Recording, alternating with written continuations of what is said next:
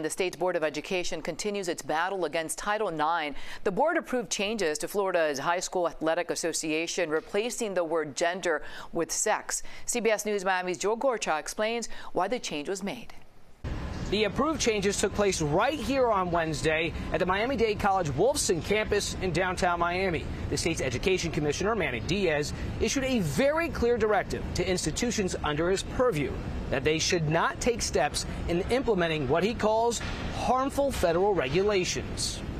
Now, the Florida High School Athletic Association falls under that umbrella. Here's a look at the newly board-approved updated FHSAA policy change on non-discrimination. You can see it right on your screen. It replaces mentions of gender with sex, saying, quote, the association will not discriminate in its governance policies, programs, and employment practices on the basis of age, color, disability, sex, national origin, race, religion, creed, or educational choice.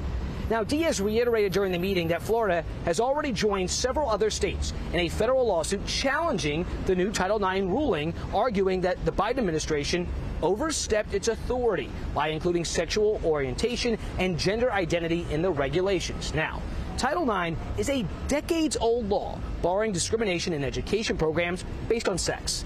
The Biden administration rule on Title IX now requires gender identity to be included under the broader definition of sex discrimination. Why not just add the word sex instead of changing the word from gender to sex?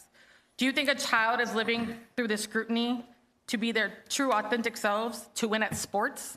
Do you think that's what's happening in these schools? By broadening the definition of sex to include sexual orientation and gender identity, the Biden administration is taking sports and educational opportunities away from girls. The shift poses a threat to decades of progress made in ensuring equal opportunities for women and girls in education and athletics under Title IX. Now, last December here in South Florida, the Florida High School Athletic Association fined Monarch High $16,500 for allowing a transgender student athlete to play on the girls' volleyball team. The association said the Coconut Creek School violated the state's Fairness in Women's Sports Act, banning born males from playing on a school's girls' sports team. The Broward County School Board Investigative Unit cleared the principal, assistant principal, and athletic director of wrongdoing, and a fourth employee remains under investigation. Also should be noted that the U.S. Department of Education posted documents on its website that said the Biden administration ruling does not apply to sports team participation issues.